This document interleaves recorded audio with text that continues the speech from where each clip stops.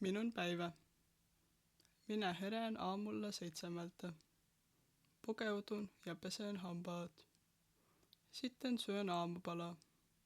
Syön yleensä jogurttia ja voileipää. Minä lähten 8 bussilla kouluun. Koulu alkaa kello 8:30. Siellä on minulla 5 oppituntia. Opiskelen joka päivä 6 tuntia. Kello 12 syön ruokalassa lounasta. Koulu loppuu 4. Kello 4:30 olen kotona. Minä levään ja kuuntelen musiikkia. Kello 7 illalla teen kotitehtävät.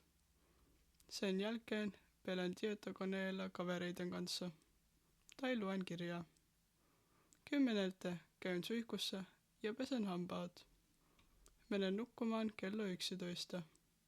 Tavallisesti nukun 8 tuntia.